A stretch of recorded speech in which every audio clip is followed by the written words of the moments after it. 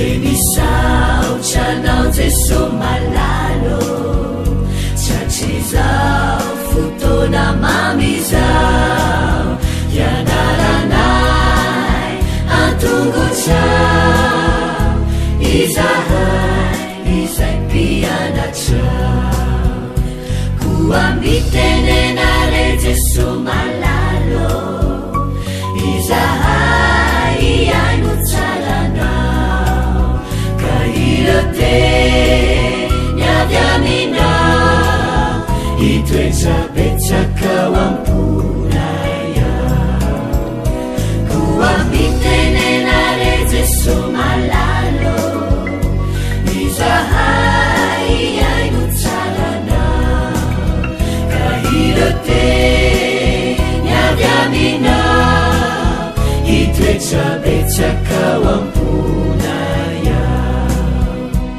iroteny avy aminao itoetrabetsaka ao amponaya.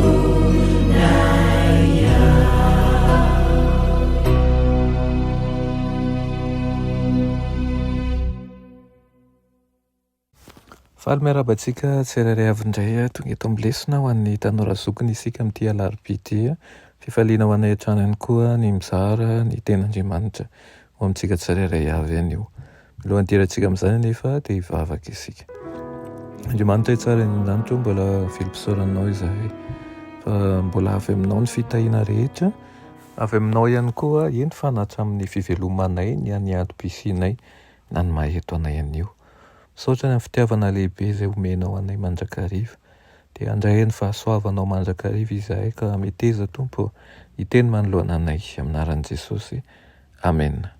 Lohatenin'ny lesonantsika androany dia manao hoe mivoaka ny faritra mahatamana antsika. Mivoaka ny faritra mahatamana antsika.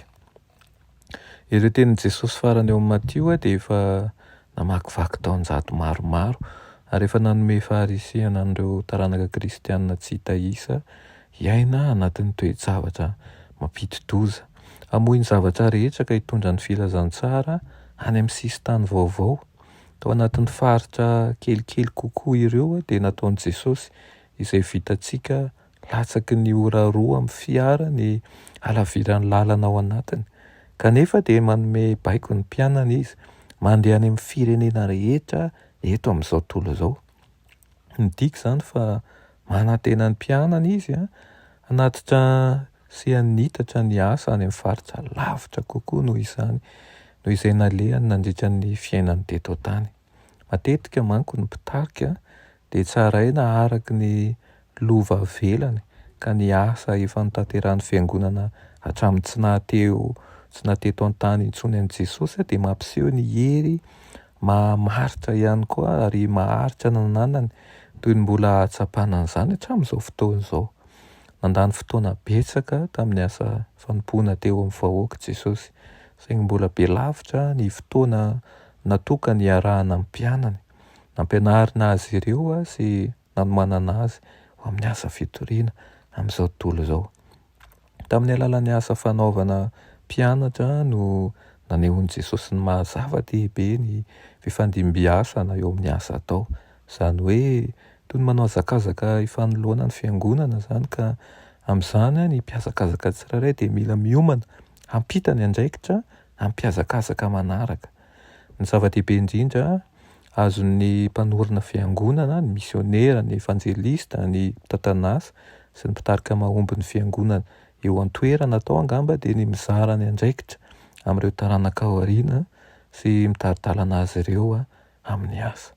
Tsy tokony ho adiny hotsika naoviana izany fa tsy amin'ny herin'ny olombelona velively ny asa nakinina tamintsika. Asany fo izany. Izao nambaran'i Jesosy ao amin'ny Matio 7:27 fa didy lehibe indrindra manao hoe tiavany Jehovahandriamanitra ao amin'ny fonao rehetra sy ny fanahinao rehetra ary ny sainao rehetra. Mila ny fanavaozana ny fo isan'andro isika mba azahoantsika mizara ampahatokiana ny ten'Andriamanitra. Izany batisan'ny fanahy masina isan'andro izany dia vokatry ny fifandraisana ety dia ety amin'Andriamanitra.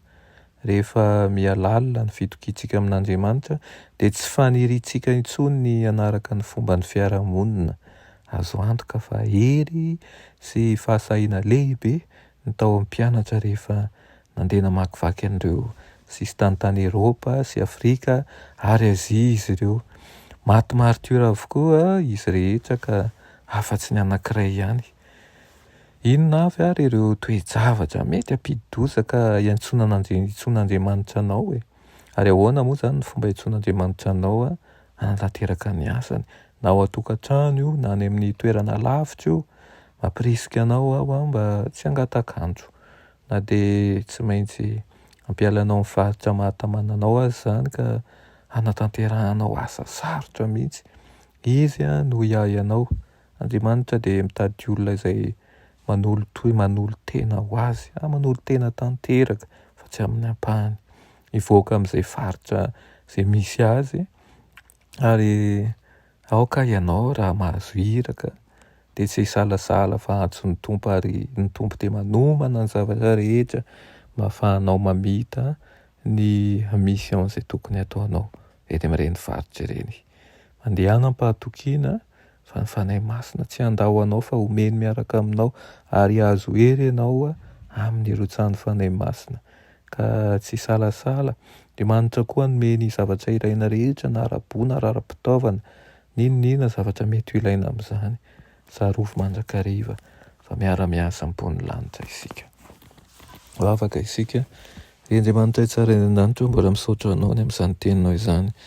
Misaotra tompo izay mitaona anay mandrakariva ny amin'ny mission izay napetraka ao aminay.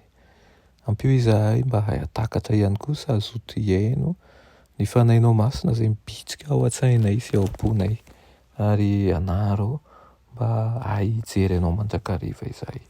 Anaran'i Jesosy, amen.